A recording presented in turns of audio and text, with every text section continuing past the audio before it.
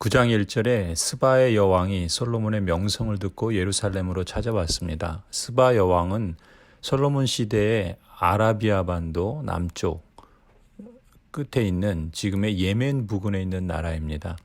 스바 여왕은 여러 가지 어려운 질문으로 솔로몬 왕을 시험하여 보았습니다. 그래서 마음속에 품고 있는 온갖 것들을 다 물어보았습니다. 솔로몬 왕은 여왕이 묻는 모든 물음에 척척 대답하였다. 솔로몬이 몰라서 여왕에게 대답하지 못한 것은 하나도 없었다. 3절에 스바의 여왕은 솔로몬이 온갖 지혜를 갖추고 있는 것을 확인하고 그가 지은 궁전을 두루 살펴보고 또 왕의 상에 오른 요리 신하들이 둘러앉은 모습, 그의 관리들이 일하는 모습, 그들이 입은 제복, 술잔을 받들어 올리는 시종들, 그들이 입은 제복과 주님의 성전에서 드리는 번제물을 보고 나서 넋을 잃었다. 한마디로 스바 여왕은 하나님께서 주신 그 지혜, 그 솔로몬의 지혜에 놀랐고요. 또 하나님이 거하시는 성전, 하나님의 언약 백성이 거하는 궁전과 생활하는 모습, 또 언약 백성들이 성전에서 드리는 예배, 또 그 직분자들이 일하는 모습, 심지어 그들이 입은 옷과 먹는 음식에까지 이 스바 여왕은 완전히 매료된 거예요.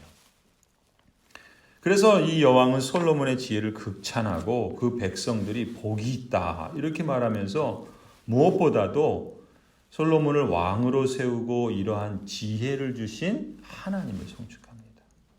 6절에 뭐라 그래요? 내가 여기 오기 전까지는 그 소문을 믿지 못했는데 내 눈으로 직접 확인해 보니 내가 들은 소문은 절반도 안 되는 것 같습니다.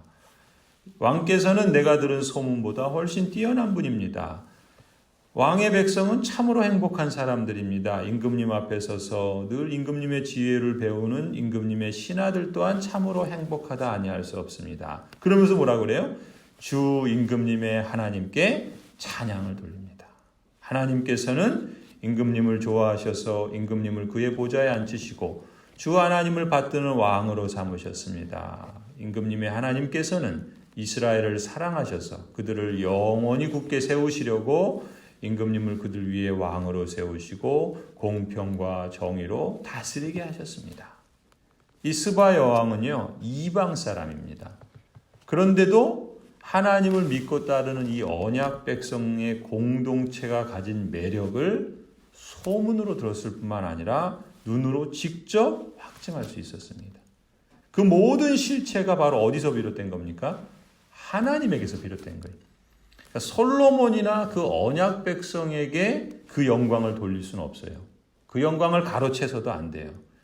그것을 가능케 하신 분이 하나님이시다. 누가 그 말을 해요? 누가 그 말하자면 간증 전도라고 해야 될지 간증이라고 해야 될지 아무튼 그런 소문을 들었을 뿐만 아니라 그게 사실이다 확증해 주는 그 입이 하나님의 언약 백성의 입이 아니라 당연히 그래야 되지만 바로 그 주변의 이방 나라의 사람이 그렇게 고백한단 말이죠. 그 모든 실체가 바로 하나님께서 그 왕과 그 언약 백성이 믿고 따르는 하나님의 지혜, 그 하나님의 위대하심에서 비롯된 것임을 이방 사람도 깨닫고 그 이방 여인조차 하나님을 찬송합니다.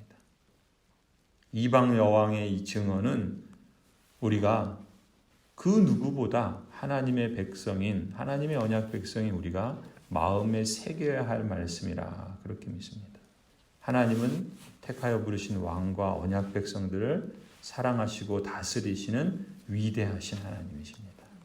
하나님은 하나님 경외하고 그래서 그 말씀의 뜻을 따라 정의와 공의를 행할 왕을 기뻐하시고 그를 통해 하나님의 나라를 견고하게 세워가셨고 또 하나님을 경외하여 마음과 정성을 다해 하나님을 예배하고 성실과 충성으로 하나님을 섬기는 이 언약 백성의 공동체를 통해 하나님의 나라를 이방 사람들에게 확장해 가십니다. 교회의 영광은 하나님 나라의 영광은 사실 그 화려한 성전 그리고 그것을 치장한 금 그리고 솔로몬의 권력으로 쟁취할 수 있는 게 아닙니다. 오늘도 그렇지 않습니까? 예배당을 아무리 크게 짓고 화려하게 진다고 교회가 아무리 많은 그 돈을 얻게 된다 그래도 그것이 하나님의 영광을 가리는 그런 일이 없어야 되는 것이죠. 그것으로 하나님의 영광을 쟁취할 수 없습니다. 교회의 영광은 어디에 있습니까? 하나님의 말씀과 그 지혜를 따라서 하나님의 택함을 받은 그 부르심을 받은 하나님의 언약 백성인 그 공동체 안에 그리고 그 이방 중에 드러납니다. 그 하나님의 말씀과 지혜를 따라 실천할 때 그것을 주신 분이 하나님이시다. 하나님의 영광을 드러낼 때 교회의 영광이 드러나는 거죠. 교회의 영광은 하나님이 우리를 다스리고 우리가 하나님의 뜻과 사명을 따라 순종하며 살아갈 때 우리 안에서 드러날 뿐만 아니라 더 나아가 주변 나라와 이방 사람들에게까지 전파됩니다. 이게 하나님 나라가 증거되는 방식이에요. 그러니까 우리 교회가 하나님 나라를 증거하는 마을교회라 이것을 표방한다라고 했을 때 우리가 추구해야 되는 우리 교회를 세워가는 방식은 바로 이런 겁니다. 우리를 언약 백성으로 부르신 하나님의 말씀과 지혜를 따라서 그것이 무엇인가 찾고 기도하며 그 말씀의 다스림 가운데 실천할 때 하나님의 나라를 증거하는 겁니다.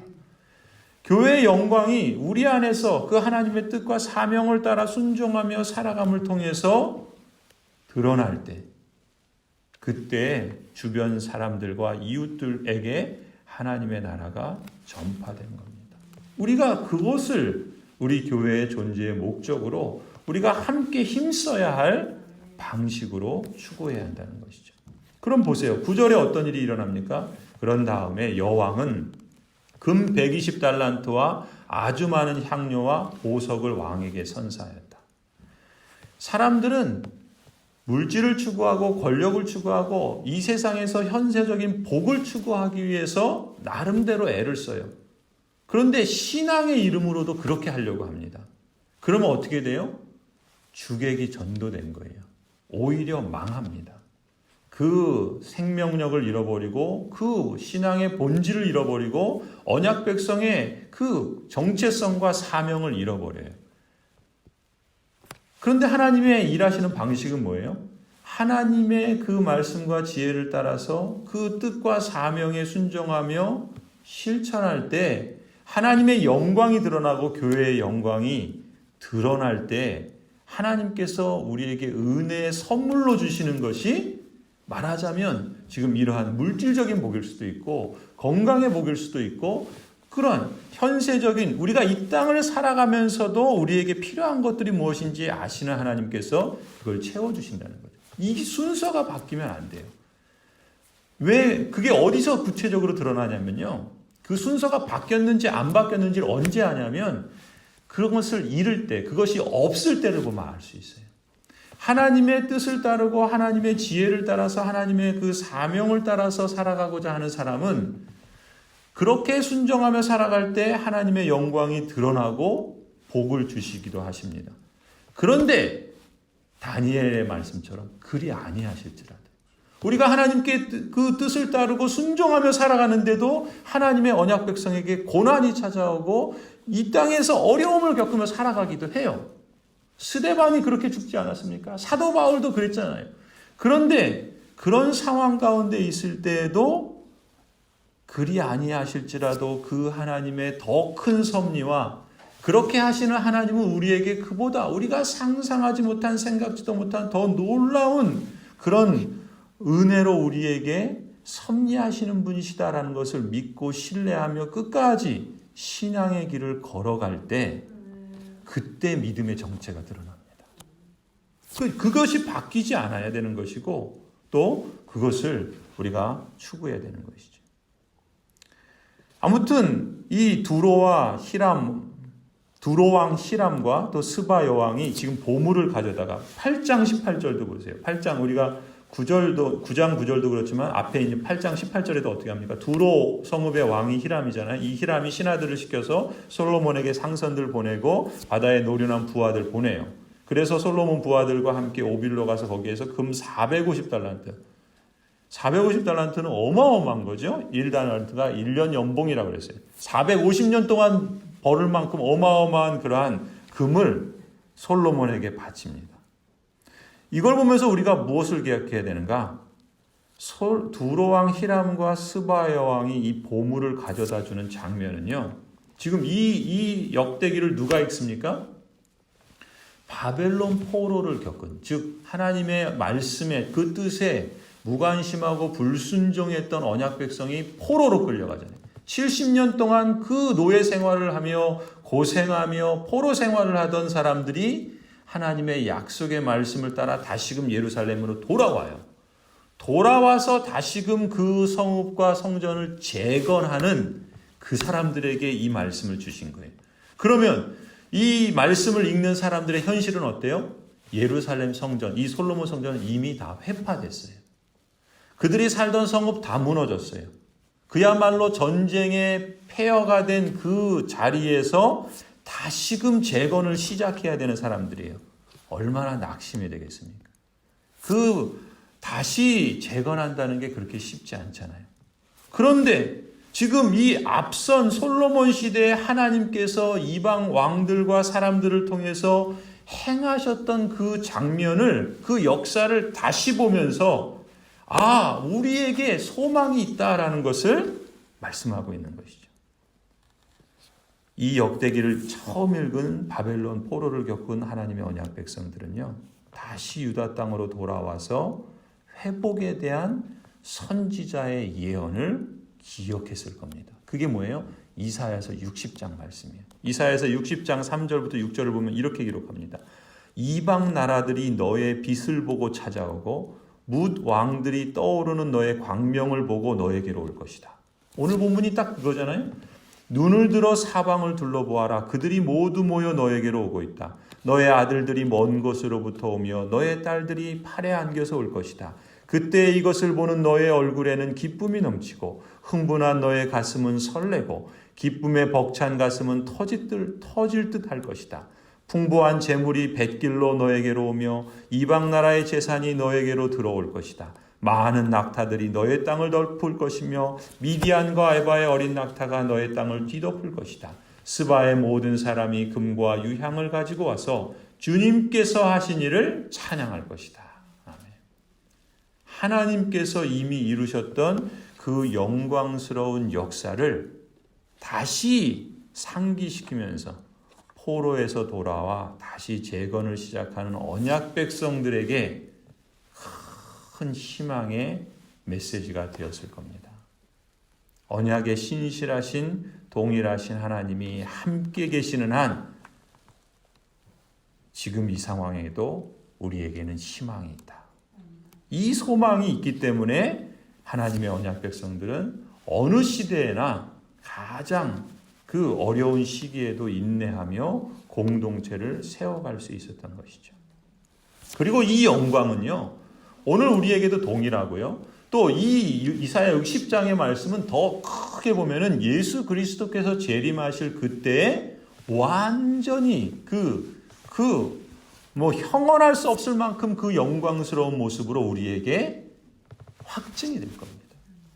그런데 그 영광의 단편과 그 모습들을 선제적으로 취한다 그러죠. 미리 맛보게 하세요. 지금도 우리의 삶의 현실에서 하나님은 교회의 영광을 드러내시고 하나님의 나라의 그 영광을 나타내신다는 거예요. 누구를 통해서요? 하나님의 언약 백성의 공동체를 통해서. 그래서 우리에게도요, 그 이사야 2장 3절에 보면은 이렇게 말합니다. 백성들이 오면서 이르기를, 자, 가자. 우리 모두 주님의 산으로 올라가자. 야곱의 하나님이 계신 성전으로 어서 올라가자. 주님께서 우리에게 주님의 길을 가르치실 것이니 주님께서 가르치시는 길을 따르자 할 것이다. 율법이 시온에서 나오며 주님의 말씀이 예루살렘에게서 나온다. 우리에게도 이 열방이 시온은 뭡니까? 하나님의 언약 백성에게로 하나님을 경배하러 오리라는 약속이 남아 있습니다. 그러니까 혹 세상이 하나님의 나라를 무관심하고 또 심지어 거절한다 할지라도 그것에 절망할 필요는 없어요. 또 오늘날 교회가 직면한 사회의 여러 가지 공격이나 또 교회에 어떤 실제적인 연약한 모습 때문에 낙심할 필요도 없습니다. 오직 믿음으로 인내하면서 말씀의 인도를 따라서 우리의 갈 길을 가면 돼요. 하나님의 뜻과 사명을 따라서 복된 성도로 살아가기를 우리가 기도하며 함께 힘쓰십시다. 하나님께서 우리 모두에게 지혜를 주시고 또 하나님의 말씀과 그 뜻, 사명을 따라 순종하는 백성들에게 개인이나 가정뿐만 아니라 교회의 영광을 회복시켜 주시기를 간절히 소원합니다. 기도하시겠습니다.